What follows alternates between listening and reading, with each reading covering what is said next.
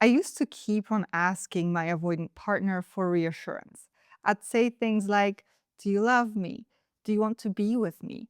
Isn't this nice? Isn't what we have special?" Sometimes he'd answer, "Yes, it is. It is nice. I do love you." Even though it was what I wanted to hear, his answers always left me wanting more. I wished he'd give me more certainty, show more excitement, or turn the words into concrete future plans. Other times, the questions would backfire. Instead of getting reassurance from Gabriel, my then avoidant boyfriend, I'd trigger his own doubts. The conversation would make him more distant, he'd pull away, leaving me feeling even worse.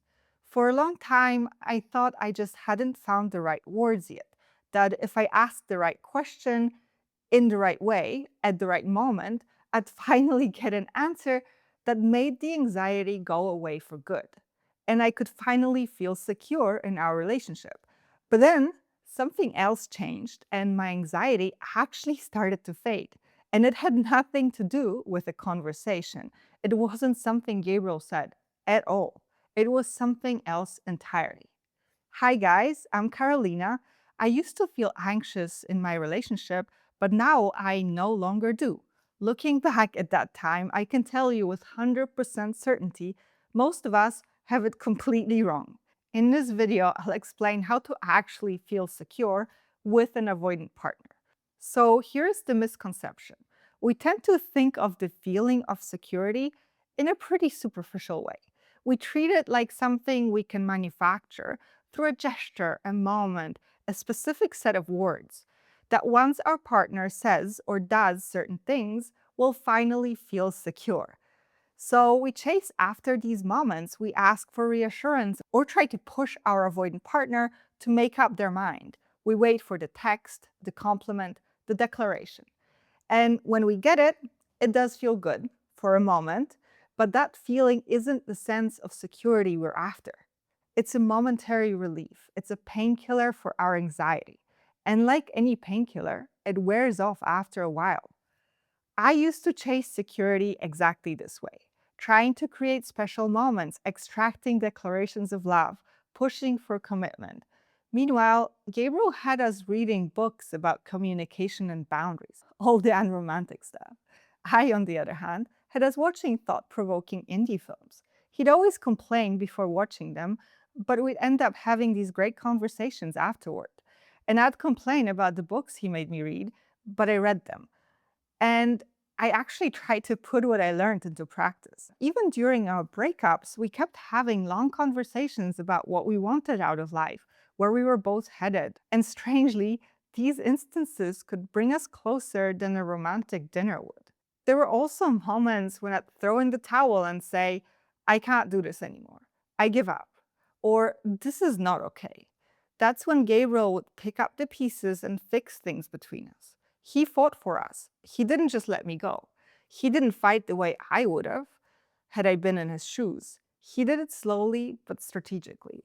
By then, I knew him well enough to understand that this was just his style. And my revelation from all of this was that I did gradually start feeling less anxious and more secure.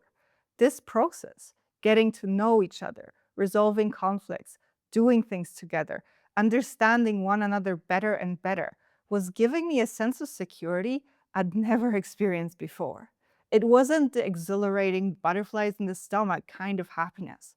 It was a deep sense of trust and connection. I slowly learned I could count on him, and I began to understand what to expect. The sense of security didn't feel like a relief from a painkiller. It was far more groundbreaking. It was as though the pain was gone, the anxiety was gone. It had gradually lost all its hold over me. This is what I learned. Having a sense of security is not something your avoidant partner can give you. It's something you two have to build together. And you can only do it over time, gradually. But this is what we're all after. This is what we crave, not the temporary pain relief as a result of one loving gesture. We crave real love, durable, meaningful emotional bond. So if you want to build this with your avoiding partner, you need to stop chasing them for validation, reassurance, declarations of love. gestures, or even commitment. Stop investing all your energy into going after temporary anxiety relief, thinking that it will make the pain go away for good. You've been there, done that. You tried the painkiller route, and if it even worked, it was only for a moment. So, the saddest part about this misconception that your partner could give you a sense of security by saying the right thing is that believing in it sabotages your chances of ever feeling secure in the long run. Why? Because instead of building your connection and deepening your understanding of one another, you're busy overthinking, over worrying, or fighting over things that shouldn't even matter. This is what happened for Gabriel and me. Instead of connecting and enjoying each other's company, we were stuck fighting, breaking up, and getting back together only to fight and break up again. A sense of security is not something your partner can give you. It's only something you can build together over time. Once I realized it, it seemed so obvious. Yet, when you're in the midst of it, stuck in the chase, it's hard to snap out of it. Why? Because when the anxiety has its hold over you, it makes you feel like having a functional relationship with your avoidant partner is a pipe dream. It's not possible. It could never happen. I used to feel this way too. At the time, our differences felt irreconcilable. We had different preferences, and we seemed to be at completely different stages in life. Yet I desperately wanted for things to work out between us. When you arrive at a conclusion this hopeless, but you're not ready to let go, it's only logical to hope for a miracle, to wait, to be patient, and keep giving, secretly wishing your avoidant partner will wake up one day and suddenly become a different person. I'm here to tell you, you don't need a miracle, but you do need to have some faith. Not in some incoming sudden transformation, but in the fact that your avoidant partner actually does care about you. You fell in love with this person, right? So surely you had a reason to do it. Something about them made you feel safe and seen. You two connected. If this was the case, then surely you must be able to trust him or her at least a little. This is something I told myself after one of our breakups. I'm not sure which one, to be honest. But I remember saying to myself, if our love was real, he won't be able to let go. And if it wasn't, then this anyway wasn't what I was after. Coming to this conclusion gave me a sense of relief. It allowed me to snap out of the desperate chase and feel like myself again. It gave me hope. Not this desperate, blind hope for a miracle, but a grounded, peaceful feeling of hope. It made me remember how caring a person Gabriel could be, that he could be very passionate, open, and honest. I thought back to how things were between us in the beginning, remember our effortless connection, our chemistry, and how it all just unfolded almost by itself. I didn't have to make it happen. I could just relax and back off. I didn't worry if he didn't text me for a few days because I knew he was going to get back in touch. His silence didn't bother me or make me doubt myself. I'd just go about my life. We didn't have to chat for the sake of chatting. We'd discuss things, verbally ventilate, joke, connect. We had an understanding. We just clicked. Neither of us had to make it happen. It just happened. Snapping out of the never ending chase for the sense of security Gabriel could never provide allowed me to remember all this. And guess what? Thinking back to these moments built me up more than any declaration of love did.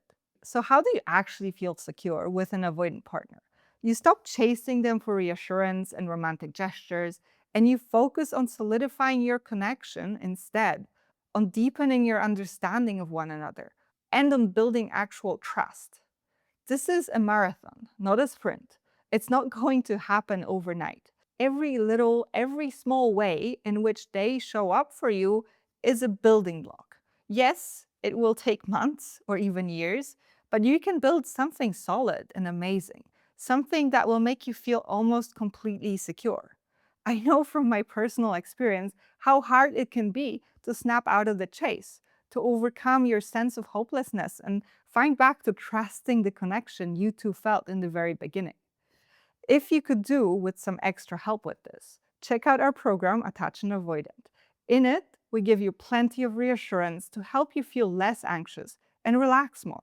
We also explain avoidance and all their quirks so that you can stop overthinking and know exactly what's going on and why. To find out more, you'll find a link to attach an avoidant in the description of this video. And for more tips on what to do next, watch my other video listing 5 different ways to connect with an avoidant partner and bring them closer.